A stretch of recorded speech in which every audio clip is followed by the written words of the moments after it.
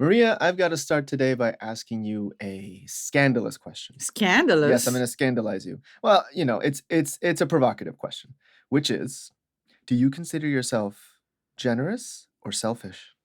Oh, wow. Okay. Good morning, Good Renzo. How morning. are How you? are you? This is just a Spanish phrase where we dive into the meanings and origins of Spanish phrases so that we can wake up your interest in the Spanish language. But back to the question. Yeah, and so we can ask each other scandalous Yeah, questions. that's really why we make this podcast. I used to be pretty selfish, and I have an anecdote that I'm going to Oh. tell you. But after, you know, learning the hard way and a lot of inner work, I think nowadays, fortunately, I'm generous.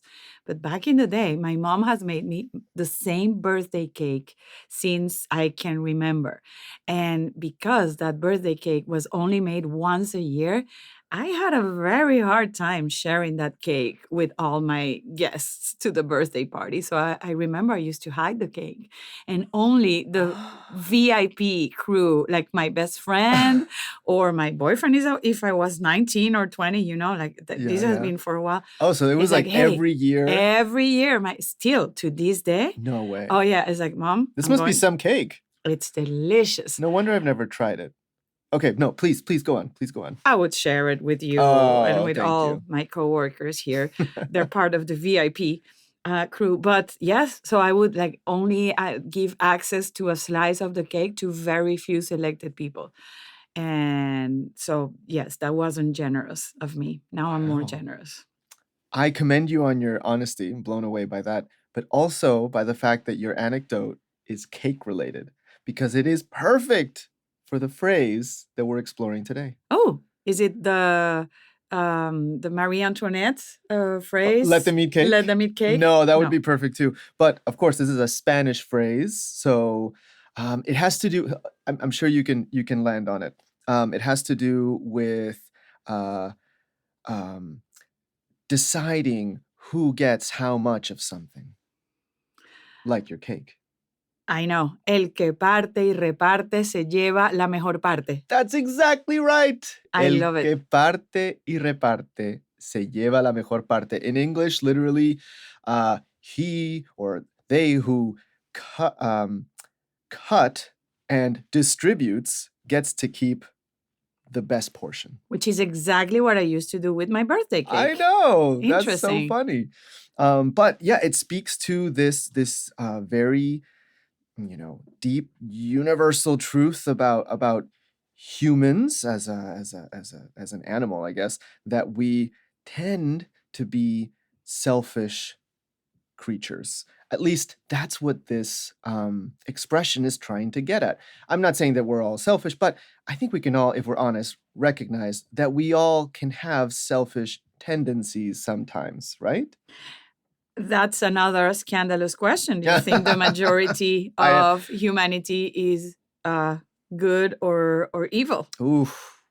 Let's Okay. not discuss that. This is like No, a it's a 2-hour discussion, It's a right? great question. It's a great question. But, often expressions, proverbs like this, they speak to a very deep truth. And yeah, it depends on context and depends on a situation. But imagine when, it's life or death, or if it's, your family versus another. It's hard to say, given that situation, I'm going to be generous and altruistic and not selfish. And in economy, I think it applies to monopolies. Like if you have the Exactly. monopoly of a certain good, you distribute it and you decide, how much you price the good or how much. I'm thinking, of course, I don't know, Amazon, for example. Yeah, that's why we have anti-monopoly regulations, although I Do think we? we're losing some of them. Do we? Yeah, Really? that's a good Do you question. think Another we do? scandalous question. But back to the phrase, which yes, absolutely, it speaks to that. Like if you have power, and that's power. Back to your analogy, cake. The cake can stand for the economy. It can stand for so many things. But if you have power over that cake, and who has access to the cake, and how big of a slice everybody gets, you can decide to keep the best slice or the biggest slice. Or you can accept bribes. It's like to give out. you want a good Yeah. slice? Okay, this is how much it will cost you. Yes. So, where does this phrase come from? Which, by the way, in English, I had a hard time finding an exact equivalent. I have a couple of ideas, but we'll come back to that later. Okay. The Spanish origin of this phrase, it's, colloquial. It's the oral tradition. But in doing a little digging, I found something really fun because, as you noticed, when we first said the phrase, can you say it again? El que parte y reparte se lleva la mejor parte. There's a lot of rhyming there. Yes. Right? So paronomasia is a word I just learned, a $2 word I learned today, which is really just a fancy way of saying pun, wordplay. Paronomasia? Paronomasia. I love it. Yeah. And that's what this phrase is doing. It's using parte, reparte y parte. The first two are verbs, partir y repartir. The last one is a noun. It sounds exactly like the first verb, but it's parte as portion or like the piece. Right. Parte can have different meanings. Exactly. Mhm. And it's using this play on words to make the phrase more memorable. And so this dates back to, yes, oral tradition, but a specific thing known as, or idea, tradition known as cancionero picaresco español.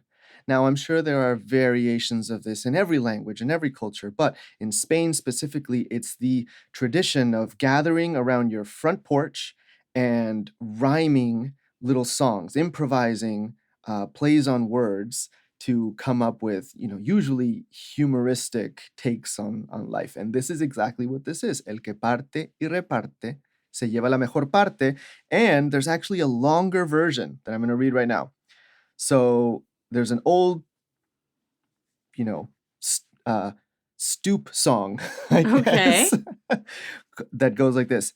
Aquel que parte y reparte, si en el partir tiene tino, siempre lleva de contino para sí la mayor parte.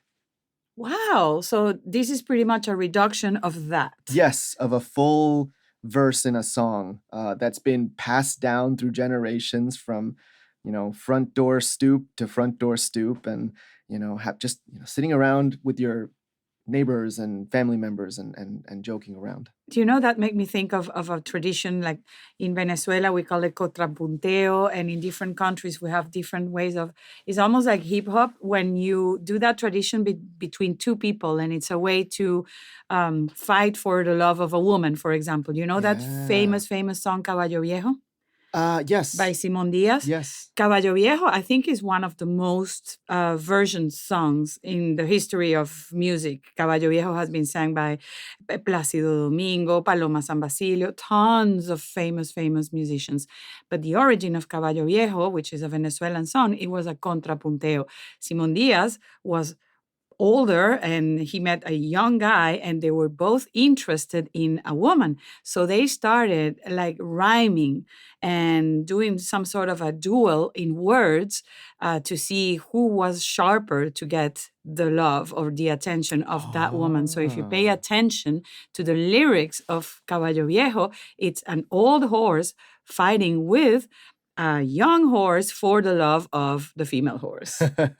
Which is, of course, a metaphor for bigger things, I guess. Of course. For life. Yeah. But we had a class with famous Cuban guy who does this kind of parte, reparte, se lleva la mejor parte, rhyming, improvisation with rhymes.